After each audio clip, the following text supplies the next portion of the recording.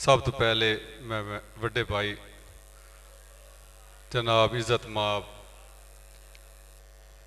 साढ़े ज़िला चनियोट की पहचान सैयद हसन मुर्तज़ा शाह साहब नूं अस्सलामु अलैकुम आखदा और हाल दे विच जितने मेरे छोटे वड्डे भाई बैठे हैं खलूस नाल अस्सलामु अलैकुम। दिल चुका फिर जे ना मरीवे तो रब वसावण दा फायदा कोई नहीं। दिल चुका फिर जे ना मरीवे तो रब वसावण दा फायदा कोई नहीं। गवाठी दे घर ना होवे आटा तो हज ते जावण दा फायदा कोई नहीं। बहुत मेहरबानी भाई, बहुत मेहरबानी सर, बहुत मेहरबानी। दिल चुका फिर जे ना मरीवे तो रब वसावण दा फायदा कोई नहीं। गवाठी दे घर ना होवे आटा तो हज ते जावण दा फायदा कोई नहीं। और पो दे पाले ते बाल नासे किसे दे ठर ठर के मरदे होवेन संगे मर मर मसीता मंदरां दे विच लवावण दा फायदा कोई नहीं। बहुत मेहरबानी।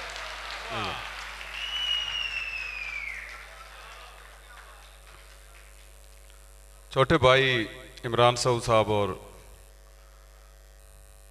भाई इरफान साहब उन्होंने हुक्म दो तीन शेर गज़ल दे ते फिर दो शेर मां बोली दे हवाले नाल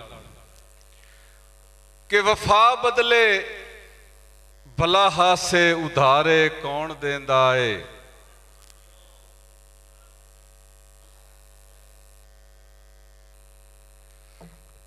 भाईजान का हुक्म है कथे वास्ते के दिल चुका फिर जे ना मरीवे तो रब वसावण दा फायदा कोई नहीं।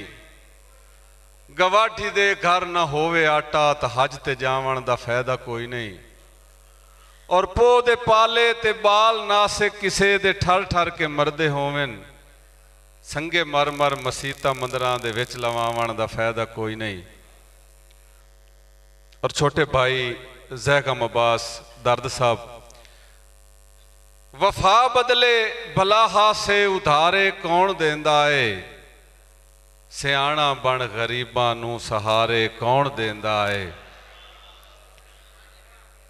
शहर दा नाम मुनाफिकपुर अमजद भाई शहर दा नाम मुनाफिकपुर जफादारुल खिलाफा है। सही खबरां भला सजना दे बारे कौन देंदा है। फकत हैं मूंह दियां गल्लां ए बस वक्ती दिलासा है। किसे नूं भी फलक तू ला के तारे कौन देंदा है।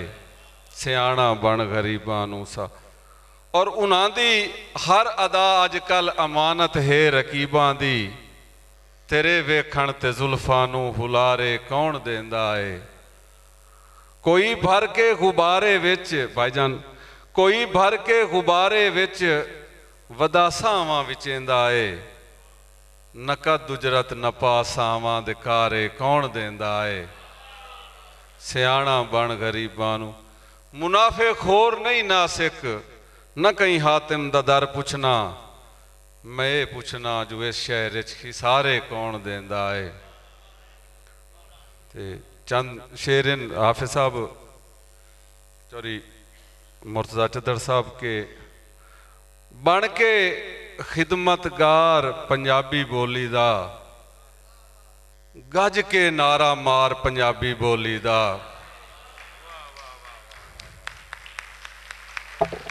बहुत मेहरबानी। जीवन शाला पुत्र सुघड़ मावां दे सजिया रहे दरबार पंजाबी बोली दा। गज के नारा मार पंजाबी बोली दा। और बाहू बुल्ला पीर फरीद ते मेहर अली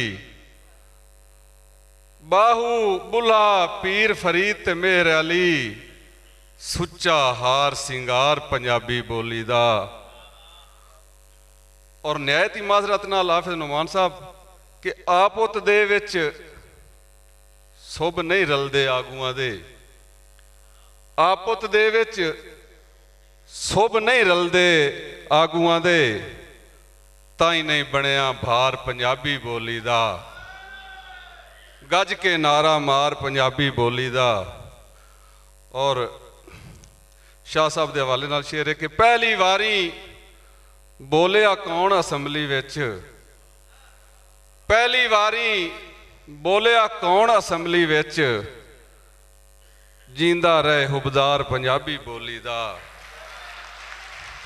ਬਹੁਤ ਮਿਹਰਬਾਨੀ। ਪਹਿਲੀ ਵਾਰੀ ਬੋਲਿਆ ਕੌਣ ਅਸੈਂਬਲੀ ਵਿੱਚ, ਜੀਂਦਾ ਰਹੇ ਹੁਬਦਾਰ ਪੰਜਾਬੀ ਬੋਲੀ ਦਾ। ਔਰ ਨਾਸਿਕ ਜੇ ਤਾਈ ਸਾਹਨ ਆਪਣੇ ਬੁੱਤ ਦੇ ਵਿੱਚ, ਕਰਨਾ ਹੈ ਪ੍ਰਚਾਰ ਪੰਜਾਬੀ ਬੋਲੀ ਦਾ।